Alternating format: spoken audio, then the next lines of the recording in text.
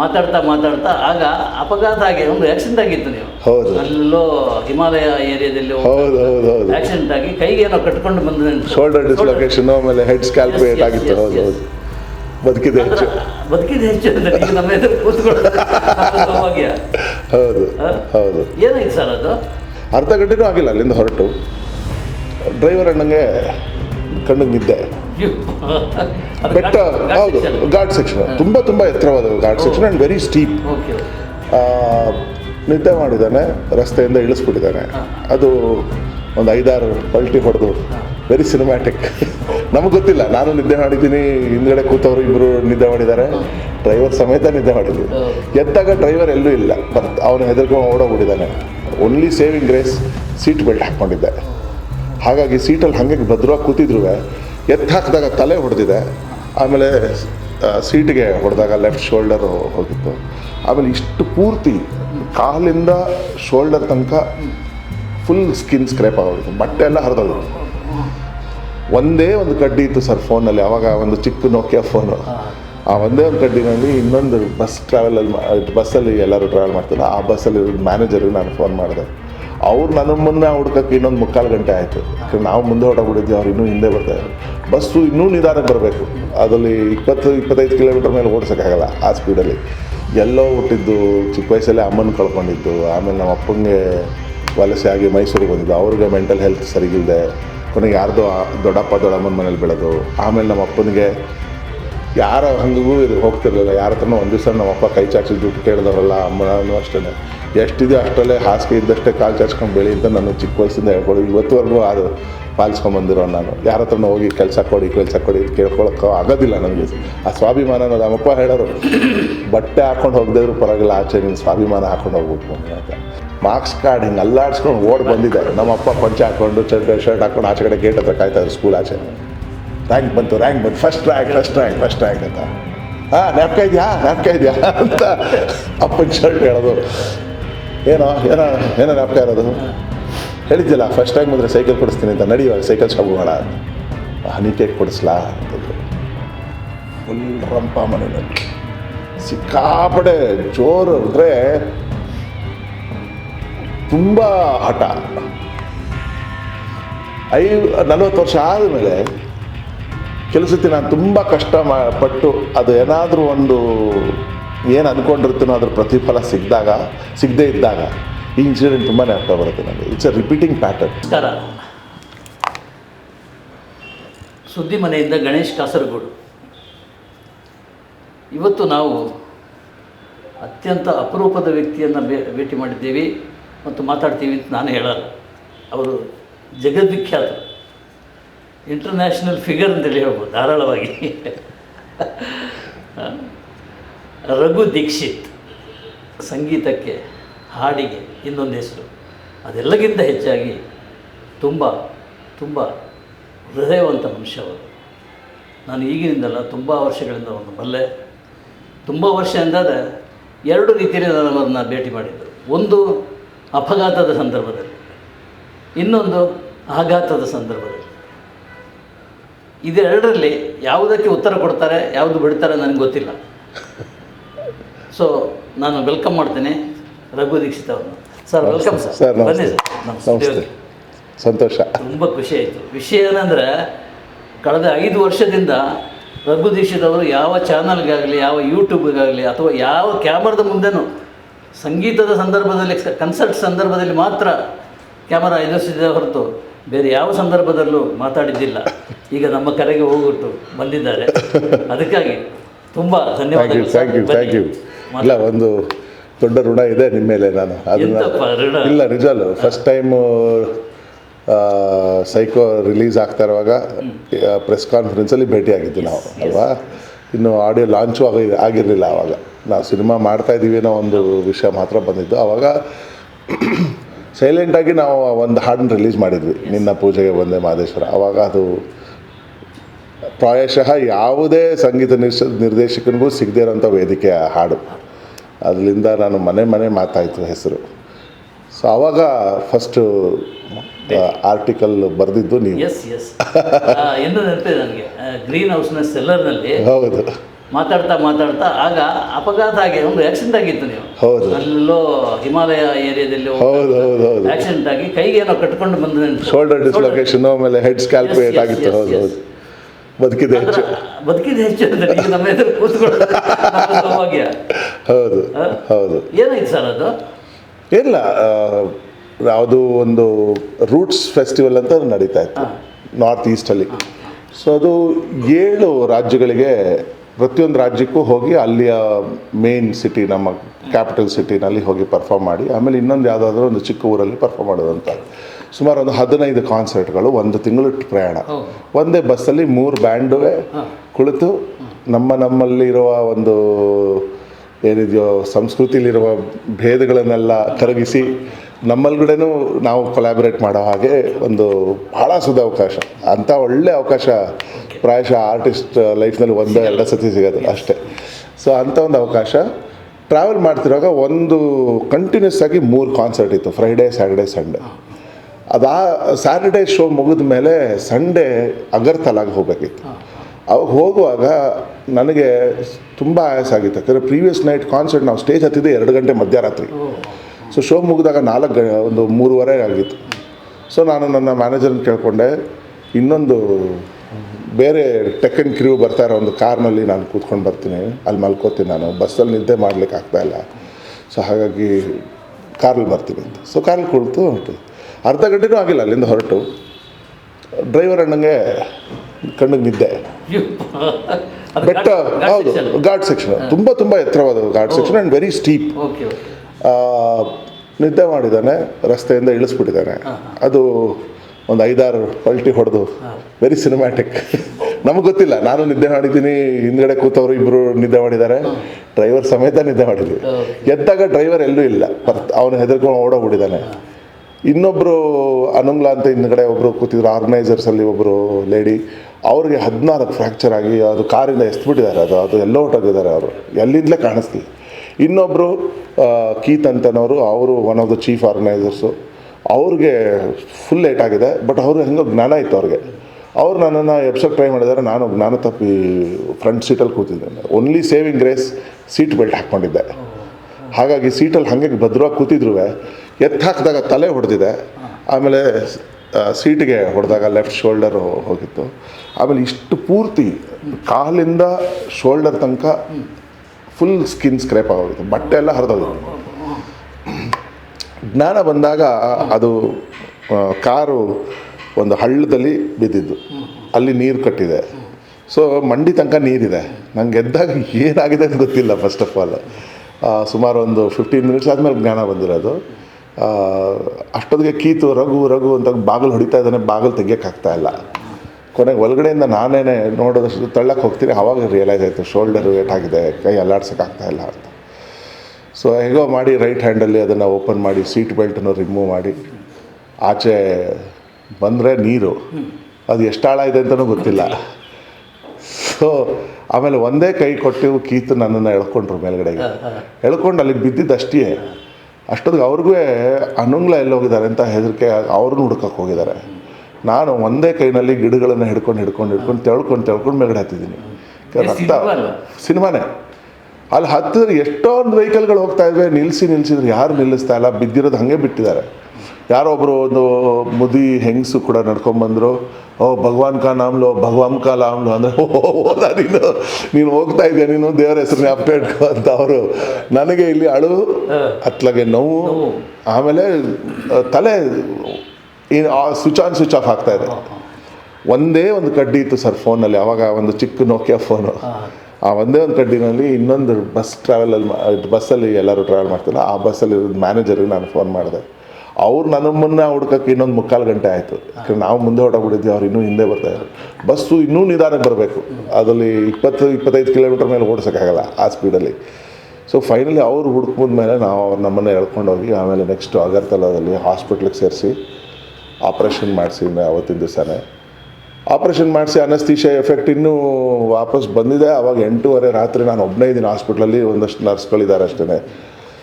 ಕಿದರ್ಗೆ ಮೇರಾ manager ಅಂತ ನಾನು ಕೇಳ್ತಾ ಇದ್ದೀನಿ. ಅವನು ಇಲ್ಲ, ಅವರೆಲ್ಲರೂ ಹೋಗಿದ್ದಾರೆ, ಕಾರ್ಯಕ್ರಮ ಇದೆ. ಇಲ್ಲ, ನಾನು ಕಾರ್ಯಕ್ರಮಕ್ಕೆ ಹೋಗಬೇಕು ಅಂತ ಗಲಾಟೆ. ಸೊ ಇವತ್ತು ಇದೆ, ಆ ಯೂಟ್ಯೂಬಲ್ಲಿ ವಿಡಿಯೋ ಇದೆ, ಓಕೆ. ನಾನು ನಿಮಗೆ ಲಿಂಕ್ ಕಳಿಸ್ಕೊಡ್ತೇನೆ. Right right.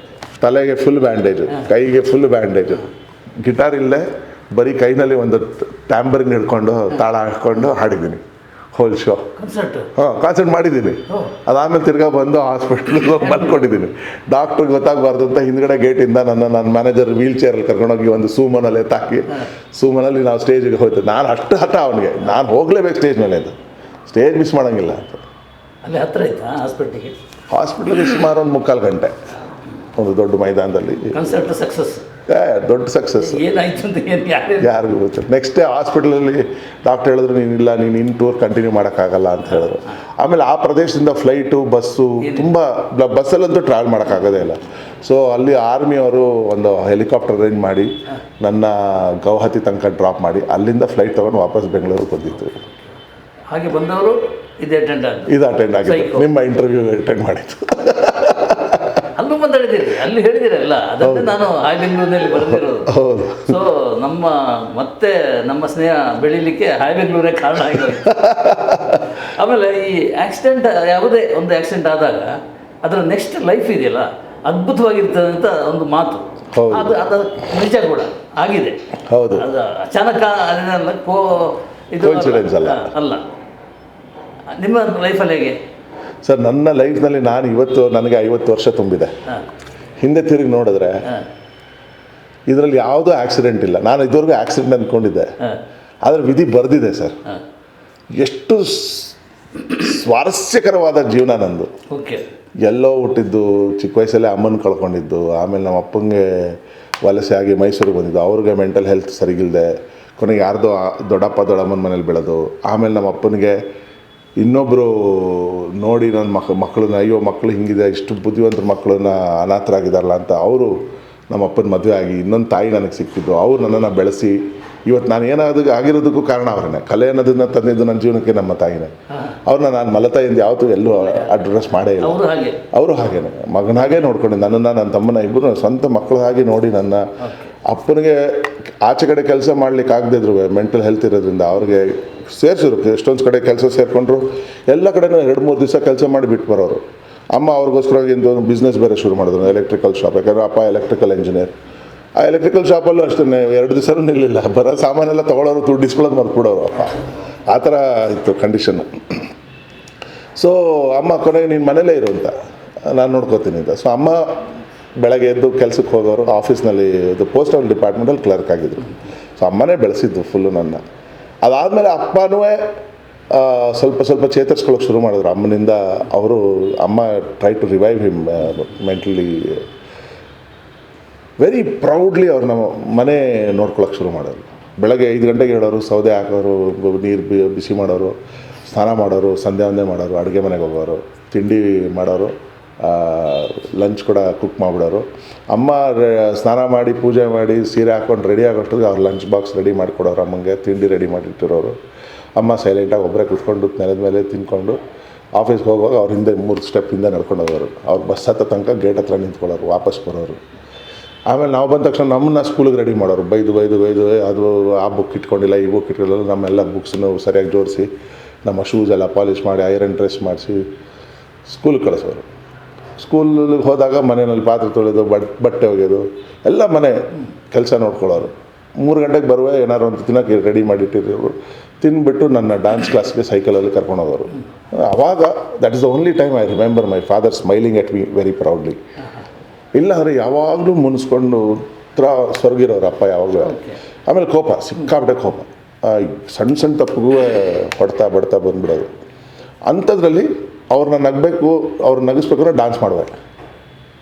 ಅದೊಂದೇ, ನಾನು ಡ್ಯಾನ್ಸ್ ಮಾಡಿದ್ರೆ ಏನೋ ಖುಷಿ ಆಗುತ್ತೆ. ಡ್ಯಾನ್ಸ್ ಅಂದರೆ ನಾನು ಭರತನಾಟ್ಯ ಕಲೆ 20 ವರ್ಷ ಕಲ್ತ್ಕೊಂಡೆ. 17-18 ವರ್ಷ ಕಲ್ತ್ಕೊಂಡೆ ನಾನು. ಶ್ರೀಮತಿ ನಂದಿನಿ ಈಶ್ವರ್ ಅಂತ ನನ್ನ ಗುರುಗಳಲ್ಲಿ ವಿದ್ವತ್ ಮಾಡ್ಕೊಂಡೆ ಭರತನಾಟ್ಯದಲ್ಲಿ. ಸೊ ಅದು ಡ್ಯಾನ್ಸ್ ಮಾಡೋವಾಗ ಮಾತ್ರ ಅಪ್ಪನಿಗೆ ಭಾಳ ಖುಷಿ. ತುಂಬ ಚಿಕ್ಕ ವಯಸ್ಸಲ್ಲಿ ಹೋದ್ರು. ನಾನು ಸೆಕೆಂಡ್ ಇಯರ್ BSc ನಲ್ಲೇ ಇದ್ದಾಗಲೇ ಅವ್ರಿಗಿನ್ನೂ 52 ವರ್ಷ. ಆವಾಗ ಹಾರ್ಟ್ ಅಟ್ಯಾಕ್ ಆಗಿ ಹೋಗ್ಬಿಟ್ರು. ಬಟ್ ದಿಸ್ ವಾಸ್ ಮೈ ವಾತಾವರಣ. ಆವಾಗ ಅಪ್ಪ ಅಮ್ಮ ಇಬ್ಬರೂ ಹೊರಗಿನವ್ರು ಏನೇ ಮಾತಾಡಲಿ ಏನೇ ಕಾಮೆಂಟ್ ಇರುತ್ತಲ್ಲ, ಇರ್ತದೆ. ಗಂಡ ಮನೆಯಲ್ಲೇ ಕೆಲಸ ಮಾಡ್ಕೊಂಡಿದ್ದಾನೆ, ಮನೆ ಕೆಲಸ ಇವಳು ನೋಡೋರು ಆಚೆ ಹೋಗ್ತಿದ್ದಾಳೆ, ಅಥವಾ ಆಚೆ ಕಡೆ ಗಂಡ ನೋಡೋ ಹೆಂಡತಿ ಸಂಪಾದನೆ ಮಾಡ್ತಾರೆ ಅವ್ನು ಮೆರಿತಾ ಇದ್ದಾನೆ, ಆ ಥರ ಕಾಮೆಂಟ್ಗಳು ಬರೋದು. ಇದೆಲ್ಲದನ್ನು ಎದುರಿಸ್ಕೊಂಡು ಅವರಿಬ್ಬರ ಮಧ್ಯದಲ್ಲೇ ನಮ್ಮ ಮಕ್ಕಳಿಗೆ ಒಂದು ಸೇಫ್ ಸ್ಪೇಸ್ ಬೇಕು ಅಂತ ಯಾರ ಹಂಗೂ ಹೋಗ್ತಿರ್ಲಿಲ್ಲ. ಯಾರ ಹತ್ರನೂ ಒಂದು ದಿವಸ ನಮ್ಮಪ್ಪ ಕೈ ಚಾಚಿ ದುಡ್ಡು ಕೇಳಿದವರಲ್ಲ. ಅಮ್ಮನೂ ಅಷ್ಟೇ, ಎಷ್ಟಿದೆ ಅಷ್ಟರಲ್ಲೇ ಹಾಸಿಗೆ ಇದ್ದಷ್ಟೇ ಕಾಲು ಚಾಚ್ಕೊಂಡು ಬೆಳಿ ಅಂತ ನಾನು ಚಿಕ್ಕ ವಯಸ್ಸಿಂದ ಹೇಳ್ಕೊಡೋದು. ಇವತ್ತುವರೆಗೂ ಅದು ಪಾಲಿಸ್ಕೊಂಬಂದಿರೋ ನಾನು. ಯಾರ ಹತ್ರನೂ ಹೋಗಿ ಕೆಲಸ ಕೊಡಿ ಇದು ಕೇಳ್ಕೊಳಕ್ಕೆ ಆಗೋದಿಲ್ಲ ನನಗೆ. ಆ ಸ್ವಾಭಿಮಾನ ಅನ್ನೋದು ನಮ್ಮಪ್ಪ ಹೇಳೋರು, ಬಟ್ಟೆ ಹಾಕ್ಕೊಂಡು ಹೋಗದಿದ್ರು ಪರವಾಗಿಲ್ಲ, ಆಚೆ ನೀನು ಸ್ವಾಭಿಮಾನ ಹಾಕ್ಕೊಂಡು ಹೋಗ್ಬೇಕು ಮುಂದೆ ಅಂತ. ಸೊ ಅದು ಇವತ್ತಿಗೂ ಅದು ಕಾಪಾಡ್ಕೊಂಬಂದಿದೆ ನಾನು ಒಂದು ರೀತಿಯಲ್ಲಿ. ಸೊ ದಿಸ್ ಹ್ಯಾಸ್ ಬೀನ್ ಮೈ ಯಾಕೆ ರಘು ಹೀಗೆ ಇಷ್ಟು ಎಲ್ಲದಕ್ಕೂ ತುಂಬ ಸ್ಟ್ರಿಕ್ಟು, ಎಲ್ಲದನ್ನು ಅವರು ಕಾಂಪ್ರಮೈಸೇ ಮಾಡೋಕ್ಕೆ ಹೋಗಲ್ವಲ್ಲ ಅಂದರೆ ಇದಕ್ಕೋಸ್ಕರ. ಯಾಕಂದರೆ ಬೆಳೆದಿದ್ದು ವಾತಾವರಣ ಆಗಿತ್ತು. ಏನೇ ಗಳಿಸಿದ್ರು ನಮ್ಮ ಶ್ರಮದಿಂದಲೇ ಗಳಿಸ್ಬೇಕು, ಇನ್ನೊಬ್ಬರ ಹಂಗೆ ಬೇಡ ಅನ್ನೋ ರೀತಿನಲ್ಲೇ ಬೆಳೆದ. ಯಾವ ಕೊರತೆನೂ ಇರಲಿಲ್ಲ ಸರ್. ಕೊರತೆ ಇದ್ರೂ ಕೊರತೆ ಅನ್ನೋದೊಂದು ಒಂದು ಭಾಳ ಒಳ್ಳೆ ಇನ್ಸಿಡೆಂಟ್. ಚಿಕ್ಕ ವಯಸ್ಸಲ್ಲಿ ಸೈಕಲ್ ಬೇಕು ಅಂತ ನಾನು 5ನೇ ಕ್ಲಾಸ್, ನನಗೆ ನಮ್ಮ ಅಪ್ಪ ಆಗಲ್ಲ, ಕೊಡ್ಸೋಕ್ಕಾಗಲ್ಲ. ನಾನು ಚಿಕ್ಕ ವಯಸ್ಸು, ನನಗೆ ಏನು ಗೊತ್ತಿಲ್ಲ, ಮನೆ ಸಮಾಚಾರ ಏನು ಗೊತ್ತಿಲ್ಲ. ಇಲ್ಲ ನಂಗೆ ಸೈಕಲ್ ಬೇಕೇ ಬೇಕು. ಸಂಜೆ ಅಮ್ಮ ಬಂದಾಗ ನೋಡು ಗಲಾಟೆ ಮಾಡ್ತೀನಿ, ಸೈಕಲ್ ಬೇಕು ಅಂತ ಗಲಾಟೆ ಮಾಡ್ತೀನಿ. ಹೌದು, ಅದೇನಕ್ಕೆ ಸೈಕಲ್ ಕೊಡ್ಸೋಕ್ಕಾಗಲ್ಲ, ಎಲ್ಲರೂ ಸೈಕಲ್ ತೊಗೊಂಡ್ಬಂದಿದ್ದಾರೆ, ಚಿಕ್ಕ ಮಕ್ಳಿಗೆ ಎಲ್ಲರಿಗೂ ಕೊಡ್ತಾರೆ, ಅಪ್ಪ ಅಮ್ಮ ನೀನು ಯಾಕೆ ಕೊಡ್ಸೋಕ್ಕಾಗಲ್ಲ? ಅಮ್ಮ ದುಡ್ಡಿಲ್ಲ ನಂತರ. ಯಾಕೆ ನೀನೇನು ಆಫೀಸ್ಗೆ ಹೋಗಲ್ವ, ಸಂಪಾದನೆ ಮಾಡಲ್ವ ಅಂತ. ಚಿಕ್ಕ ವಯಸ್ಸು, ಸಂಪಾದನೆ ಮಾಡಲ್ವ ನೀನು, ಕೊಡಿಸು ಅಂತ. ಆಯ್ತಪ್ಪ ಅಂತ. ಸರ್ 2100 ರೂಪಾಯಿ ಸರ್ ಅವಾಗ ಸಂಬಳ ಅಮ್ಮಂಗೆ. ಅದಷ್ಟು ದುಡ್ಡು ಸಂಬಳ ಬಂದಿದ್ದು ಸರ್ ನಾನು ಹಿಂಗೆ ಕೊಡ್ತೀನಿ ಅಂದ್ಬಿಟ್ಟು ಆವತ್ತಿನ ದಿವಸ ಶಾಂತವಾಗಿ ಮಾಡಿಸಿ. ಫಸ್ಟ್ ಸಂಬಳ ಬರುತ್ತಲ್ಲ, ಕಾಯ್ತಾ ಇದ್ದೆ. ಫಸ್ಟ್ ಬಂತು ಸಂಬಳ, ನಂಗೆ ಅವತ್ತು ಸೈಕಲ್ ಕೊಡಿಸ್ತಾರೆ ಅಂತ ಅಮ್ಮ ನನ್ನ ಊಹೆ. ಸೈಕಲಲ್ಲ, ಅಮ್ಮ ಬಂದ ತಕ್ಷಣ ಅವರ ವ್ಯಾನಿಟಿ ಬ್ಯಾಗಿಂದ ಸಂಬಳ ಬಂದಿದ್ದಷ್ಟು ದುಡ್ಡನ್ನು ನನ್ನ ಕೈ ಕೊಟ್ಟರು. 2100 ರೂಪಾಯಿ. ಈ ತಿಂಗಳು ಈ ಮನೆ ನೋಡ್ಸಪ್ಪ ನೀನು ಅಂತ. ಸೊ ಅವತ್ತಿನ ದಿವಸನೇ ಕೂತ್ಕೊಂಡು ಬಡ್ಜೆಟಿಂಗು, ಅಮ್ಮನ ಜೊತೆ ಕೂತ್ಕೊಂಡು ಅಕ್ಕಿ ಬೇಳೆ ಇದೆಲ್ಲ ಗಲಾಟೆ ಎಲ್ಲ ಲೆಕ್ಕ ಹಾಕಿದ್ರೆ ಏನು ಉಳಿತಾ ಇಲ್ಲ. ಅವತ್ತು ನನಗೆ ದುಡ್ಡಿನ ಬೆಲೆ ಮತ್ತು ಮನೆಯ ಸ್ಥಿತಿ ಏನಿದೆ ಅದನ್ನು ಆ ಪರಿಜ್ಞಾನ ಬಂದಿದೆ ಅವತ್ತು. ಅದಾದಮೇಲೆ ಸೈಕಲ್ ಕೇಳೋದು ಬಿಟ್ಬಿಟ್ಟಿದ್ದೆ. 6th ಸ್ಟ್ಯಾಂಡರ್ಡು ಸೈಕಲ್ ಕೊಡಿಸೋದು ತಿರ್ಗಾ ಆಸೆ. ಆವಾಗ ಸ್ಟ್ರೀಟ್ ಕ್ಯಾಟ್ ಅಂತ ಒಂದು ಸೈಕಲ್ ಬ್ರ್ಯಾಂಡು ರಿಲೀಸ್ ಆಗಿತ್ತು. ಅದು ಟಿ ವಿನಲ್ಲೆಲ್ಲ ಅಡ್ವರ್ಟೈಸ್ಮೆಂಟ್ ನೋಡಿ ಬಾಯಲ್ಲಿ ಅದು ಬೇಕೇ ಬೇಕು ಅಂತ ಚಪ್ಪಲ ಒಂದೇ ಸೊನ್ನೆ. ಸೊ ಅಪ್ಪ ಆಸ್ ಯೂಶಲ್ ಆಗೋದಿಲ್ಲ, ಬೇಕಾದ್ರೆ ಹರ್ಕ್ಯುಲಸ್ ಸೈಕಲ್ ಕೊಡಿಸ್ತೀನಿ, ಸ್ಟ್ರೀಟ್ ಕ್ಯಾಟ್ ತುಂಬ ಜಾಸ್ತಿ ಇದೆ, ಅದು ಕೊಡೋಕ್ಕಾಗಲ್ಲ. ಸೊ ಹೆಂಗೋ ಒಂದು ಸತಿ ತುಂಬ ಜೋರಾಗಿ ಗಲಾಟೆ ಮಾಡಿಬಿಟ್ಟೆ. ಅದು ಅಳಕ್ಕೆಲ್ಲ ಶುರು ಮಾಡಿ ಜೋರು ಗಲಾಟೆ, ನಂಗೆ ಸೈಕಲ್ ಬೇಕೇ ಬೇಕು ಹಾಗೆ ಹೀಗೆ ಅಂತ. ಸರಿ ನೀನು ಈ ಸತಿ ಕ್ಲಾಸ್ನಲ್ಲಿ ಫಸ್ಟ್ ರ್ಯಾಂಕ್ ಬಾ, ನಾನು ಕೊಡಿಸ್ತೀನಿ ಅಂತ. ಛಲ condition. So 6th standard marks, final exam marks ಬಂತು, ಫಸ್ಟ್ ರ್ಯಾಂಕು. ಮಾರ್ಕ್ಸ್ ಕಾರ್ಡ್ ಹಿಂಗೆ ಅಲ್ಲಾಡ್ಸ್ಕೊಂಡು ಓಡಿ ಬಂದಿದ್ದೆ. ನಮ್ಮಪ್ಪ ಪಂಚೆ ಹಾಕ್ಕೊಂಡು ಶರ್ಟ್ ಹಾಕ್ಕೊಂಡು ಆಚೆ ಕಡೆ ಗೇಟ್ ಹತ್ರ ಕಾಯ್ತಾಯಿದ್ರು ಸ್ಕೂಲ್ ಆಚೆ. ರ್ಯಾಂಕ್ ಬಂತು ಫಸ್ಟ್ ರ್ಯಾಂಕ್ ಅಂತ. ಜ್ಞಾಪಕ ಇದೆಯಾ ಅಂತ ಅಪ್ಪನ ಶರ್ಟ್ ಹೇಳೋದು. ಏನೋ ಜ್ಞಾಪಕ ಇರೋದು, ಹೇಳಿದ್ಯಲ್ಲ ಫಸ್ಟ್ ರ್ಯಾಂಕ್ ಬಂದರೆ ಸೈಕಲ್ ಕೊಡಿಸ್ತೀನಿ ಅಂತ, ನಡಿ ಇವಾಗ ಸೈಕಲ್ ಶಾಪ್ ಮಾಡ ಅಂತ. ಅಪ್ಪ ಫುಲ್ ಸೈಲೆಂಟ್ ಆಗ್ಬಿಟ್ರು, ತಲೆ ತೆಗೆಸ್ಕೊಂಡು ಹಂಗೆ ಬಾ ಅಂದ್ಬಿಟ್ಟು ಕರ್ಕೊಂಡವ್ರು. ನಾನು ಕೊಡಿಸ್ತಾರೆ ಅಂತ. ನೀನು ಬೇಜಾರು ಮಾಡ್ಕೊಬೇಡ, ಒಂದು ಮಾತು ಹೇಳಲ್ಲ ಅಂದರು. ಏನು, ಹನಿ ಕೇಕ್ ಕೊಡಿಸ್ಲಾ ಅಂತಂದರು. ಫುಲ್ ರಂಪ ಮನೆಯಲ್ಲಿ, ಸಿಕ್ಕಾಪಡೆ ಜೋರು ಅಂದರೆ ತುಂಬ ಹಠ. 40 ವರ್ಷ ಆದಮೇಲೆ ಕೆಲವು ಸತಿ ನಾನು ತುಂಬ ಕಷ್ಟ ಪಟ್ಟು ಅದು ಏನಾದರೂ ಒಂದು ಏನು ಅಂದ್ಕೊಂಡಿರ್ತೀನೋ ಅದ್ರ ಪ್ರತಿಫಲ ಸಿಗದೇ ಇದ್ದಾಗ ಈ ಇನ್ಸಿಡೆಂಟ್ ತುಂಬ ಜ್ಞಾಪಕ ಬರುತ್ತೆ ನನಗೆ. It's a repeating pattern. ನಾನು ಕಷ್ಟಪಟ್ಟು ಕೆಲಸ ಮಾಡಿರ್ತೀನಿ, ಬಟ್ ಅದು ಏನಕ್ಕಿಂತ ಕೆಲಸ ಮಾಡಿರ್ತೀನೋ ಅದು ಪ್ರತಿಫಲ ಸಿಕ್ಕಿರಲ್ಲ ನನಗೆ. ಸೊ ಆವಾಗ probably this is my pattern in life, that I am suppose to work hard but I am also suppose to be happy with what I have ಅನ್ನೋದ್ರ ಬಗ್ಗೆ ಇವಾಗ ನೆಮ್ಮದಿ ಬಂದಿದೆ. But 40 years I have struggled with it. ಈಗ Psycho cinema songs ಅಷ್ಟು hit ಆಯಿತು. Psycho ನಿಮ್ಮದೇ ಅಲ್ಲ, ಹಾಂ ಪ್ರೊಡಕ್ಷನ್ ನಿಮ್ಮದೇನಾ? ಇಲ್ಲ ಬರೀ ಮ್ಯೂಸಿಕ್ ಮಾಡಿದ್ದು. ಹೌದು, ಮ್ಯೂಸಿಕ್ ಮಾತ್ರ. ಗುರುದತ್ ಅಂತ ಒಬ್ಬರು ಪ್ರೊಡ್ಯೂಸ್ ಮಾಡಿ. Always grateful for that man. ಅವ್ರೇನಾದರೂ ನನ್ನನ್ನು ಹುರಿದುಂಬಿಸಿ ಇಲ್ಲ ನೀವು ಮ್ಯೂಸಿಕ್ ಮಾಡಿ ಫಿಲಮ್ಗೆ ಅಂತಂದ, ಯಾಕಂದ್ರೆ ನನಗೆ ಅವಾಗ ಸಿನಿಮಾ ಮ್ಯೂಸಿಕ್ ಮಾಡೋಕ್ಕೆ ಇಷ್ಟ ಇರಲಿಲ್ಲ, ಜಿಂಗಲ್ಗಳು ಮಾಡ್ಕೊಂಡಿದ್ದೆ ನಾನು. ಆಮೇಲೆ ಬ್ಯಾಂಡ್ ಇತ್ತು ಅಂತರಾಗ್ನಿ ಅಂತ ಅವಾಗ ನಂದು. ನಾನು ಇದರಲ್ಲೇ ಸಿನಿಮಾ ಮ್ಯೂಸಿಕ್ ಮಾಡ್ಲಿಕ್ಕೆ ಬರೋಲ್ಲ ನನಗೆ ಅಂತ. ಪ್ರಾಯಶಃ ಕರೆಕ್ಟ್, ಇವತ್ತಿಗೂ ಬರೋಲ್ಲ ಅಂತಲೇ ಅಂದ್ಕೊಂಡಿದ್ದೀನಿ ನಾನು. ಅದೊಂದು cinema Sudeep cinema super duper hit ಆಗಿದೆ, ನೀವೆಂತ ಮಾರ್ರೆ ಹಿಂಗೆ ಹೇಳ್ತೀರಿ? ಅಲ್ಲ, ಹಿಟ್ಟಾಗಿರ್ಬೋದು, ಆದರೆ ಜನರಲ್ ಕನ್ಸೆನ್ಸಸ್ ಇಂಡಸ್ಟ್ರಿನಲ್ಲಿ ನನ್ನ ಬಗ್ಗೆ ಅವ್ರಿಗೆ ಸಿನಿಮಾ ಮ್ಯೂಸಿಕ್ ಮಾಡೋಕ್ಕೆ ಬರಲ್ಲ, ನಮ್ಮ ಇಂಡಸ್ಟ್ರಿಗೆ ಹೇಗೆ ಬೇಕೋ ಹಾಗೆ ಮಾಡೋದಿಲ್ಲ, ಅವ್ರ ಥರದ್ದೇ ಏನೋ ಒಂದು ಮಾಡ್ಕೋತಾರೆ ಅಂತ. ಅದು ಹಿಟ್ಟಾಗಿದೆ ಅನ್ನೋದು ಅದು ಅಲ್ಲಿ ಪರಿಗಣನೆಗೆ ಬರೋದಿಲ್ಲ ಅದು. ಸೊ ಪ್ರಾಯಶಃ ಅದೇ ನನ್ನ ಪ್ರಕಾರ, ಎಷ್ಟು ಕಷ್ಟಪಟ್ಟರು ಅದಕ್ಕೆ ಅನುಗುಣವಾಗಿ ಏನು ಸಿಗಬೇಕೋ ಪ್ರತಿಫಲ ಅದು ಸಿಗದೇ ಇದ್ದಾಗ ನಮ್ಮನ್ನು ನಾವೇ ಹೇಗೆ ಇನ್ನು ಮನಸ್ಸಿನಲ್ಲಿರೋ ಆ ಪ್ರೇರಣೆ ಹೇಗೆ ಉಳಿಸ್ಕೊಳ್ಳೋದು, ಇನ್ನೂ ಕೆಲಸ ಮಾಡಬೇಕು ಅನ್ನೋದು ಹೇಗೆ ಜಿದ್ದು ಹಿಡಿಬೇಕು, ಅದನ್ನೆಲ್ಲ ಇವಾಗ ಸದ್ಯಕ್ಕೆ ಕಲ್ತ್ಕೊಂಡು probably I have matured in the last 6 years more than ever before in the last 45 years of my life.